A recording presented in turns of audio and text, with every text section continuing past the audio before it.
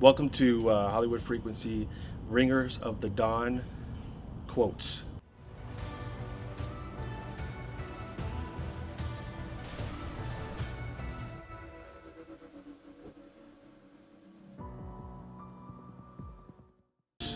We actually picked out 6 quotes from the book that we're going to go over.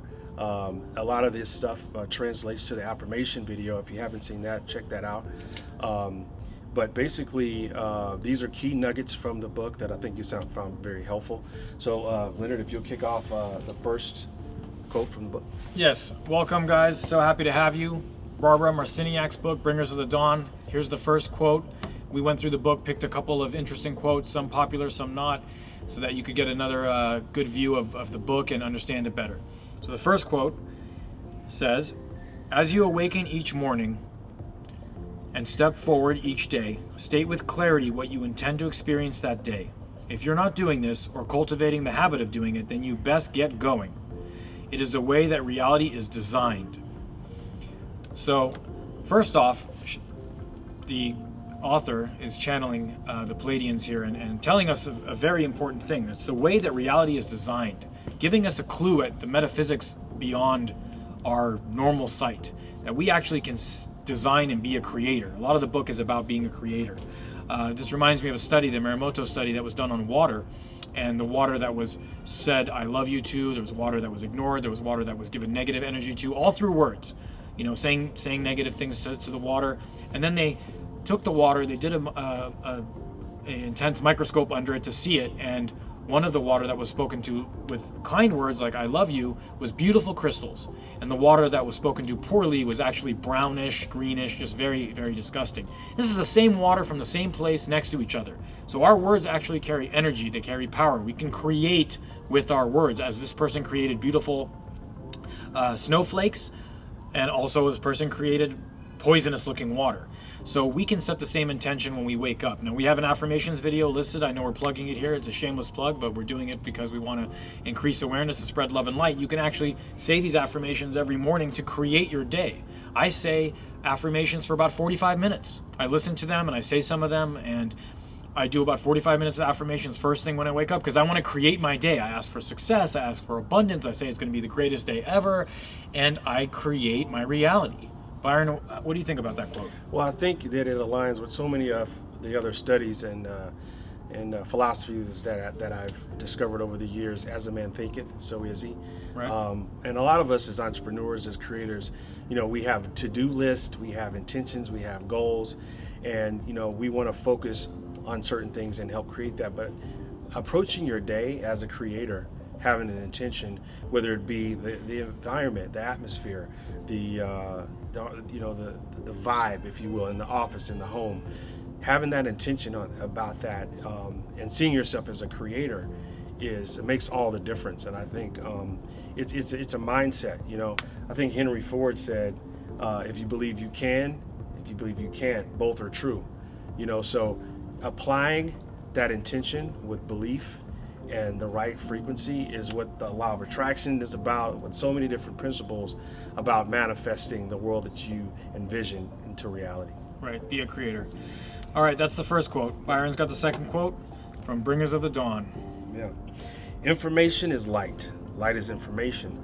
The more you become informed, the more you alter your frequency.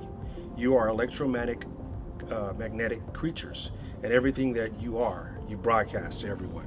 That kind of ties back into the whole frequency. You know, we call this Hollywood frequency, but right next to the Hollywood sign. And what we want to do is emit information of positivity and empowerment.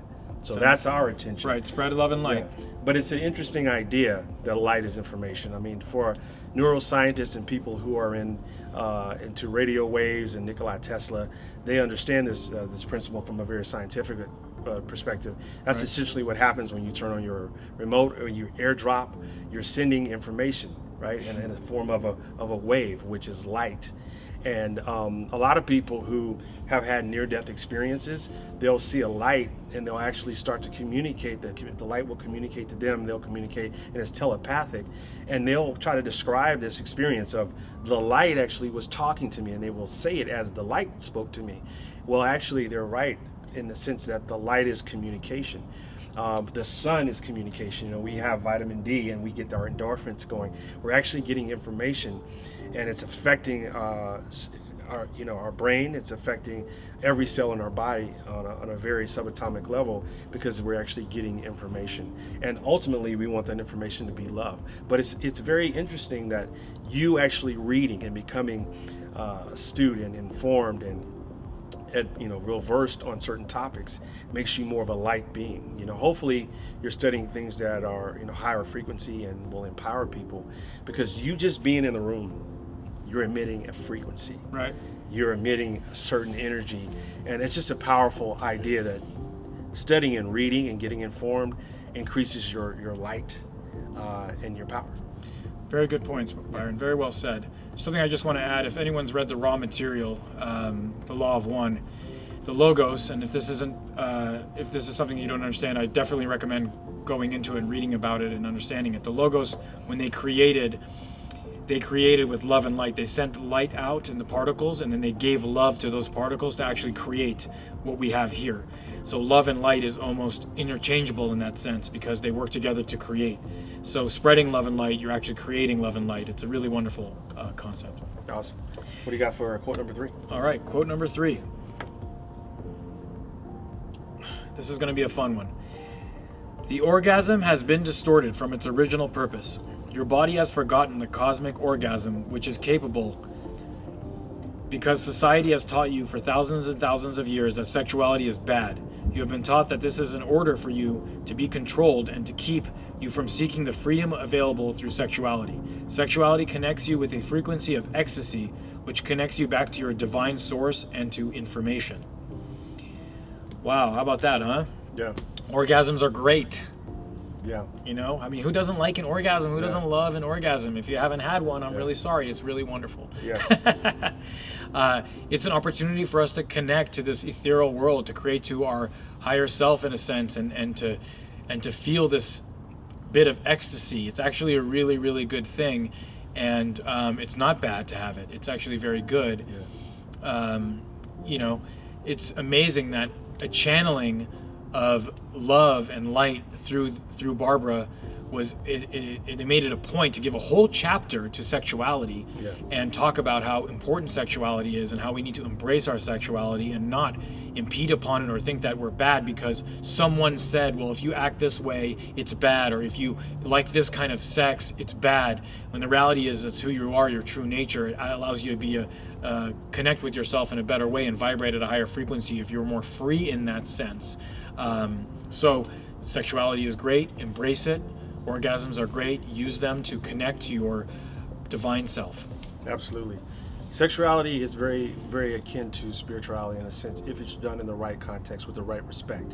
Sexuality is one of the most powerful things within humanity, specifically because humans have a different sexual, responsibility or build than most other mammals, right? Because most mammals have sex out of instinct. The person, the dog's in heat, and it's very much so a function of a species. Necessity, let's say. Yeah. Well, it's so much more as humans that we can do in exploring sexuality, and I think having a healthy and a healthy and responsible view of sexuality can be one of the most powerful things that we can harness and understand and explore as people. I agree. All right. So I'll get another quote for you to here. number 3. You are all afraid of being intimate with yourself, of being alone with yourself. Once you develop an intimacy, a silence, a self-love, and a commitment of your energy, and a containment of your energy, then you will want to make that aspect of intimacy your standard of intimacy with everyone else. So that's a very powerful quote. I learning like to that be intimate with yourself, and in a non-sexual way, right? In a soulful way, in an intellectual way, in a spiritual way. How do you be intimate with yourself? I think there's certain tools like meditation, like being still by mindfulness, by being self-aware of your body, the feelings that you have, and learning to embrace and get to know some of those natural urges and instincts that come about when you get a chance to be in tune with yourself being intimacy. Then you learn self-acceptance. You learn to appreciate yourself. I think there's a whole science of learning to be intimate and accepting of yourself, which allows you to be more open and connect with others, I think. Right, and the end of the quote is very important. It talks about once you do that, you can actually love others. Self-love is very important. How do you treat yourself? Do you deserve to eat a nice meal, or do you just want to throw a TV dinner in the microwave? Well, you really love yourself. You're not going to just give yourself a TV dinner, right? If you really love yourself, you're going to work out because you want to take care of your body because you love your body, right? When you buy a car, let's say, if a material thing gives you joy, you take care of it, right? You wash it because you love it so much and you want to make sure it's clean. You don't treat it crappy. How about your own body? How about your own self? Meditation is a way you can show love to yourself, right? Eating right is a way you can show love to yourself. Exercising is a way you can show love to yourself. And when you really love yourself, there's plenty of room to love others, right? Your inside reflects your outside. If you hate yourself and you can't love yourself, it's hard to love others. Absolutely. So it's a really, really important thing to practice. Yeah, you got one more for us? I do.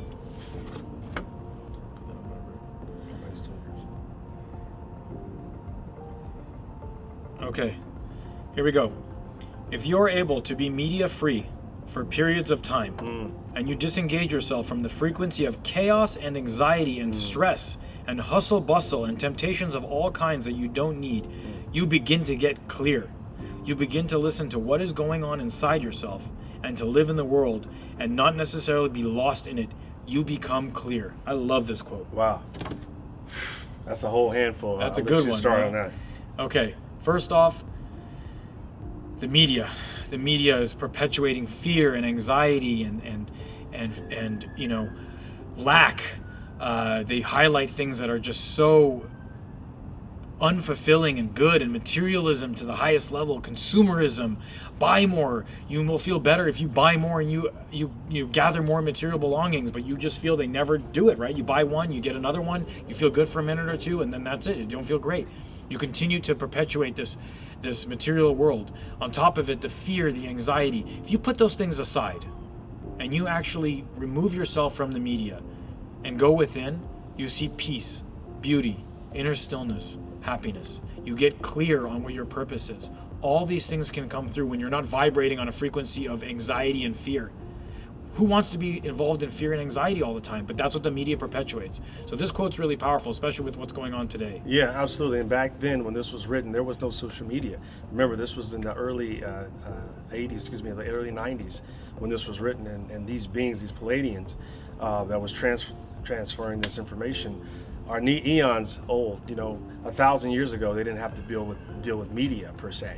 Maybe media in a small sense, that there was maybe there were signs and stuff in Rome and, different societies, but not to the level that we have. And certainly with social media, we're bombarded with media constantly. You definitely have to have a discipline with media, and they don't teach you that. You know what I mean? They don't teach you that.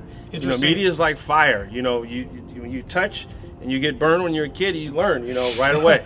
This warms the house, but I gotta be very disciplined with this thing called fire. I think media could be akin to something as powerful as that. I agree. I'm an entrepreneur, and when I got a mentor, a business mentor when I was 19, and one of the first things he said to me was, "Don't watch the news." And I said, "Why? I need to stay informed." And he said, "Nope, don't watch the news, because do not watch the news. It will change your life." And I said, okay. He said, you try it for a week. Just try it for a week and you tell me if you feel better. And of course, you have to listen to your mentor, right? I did.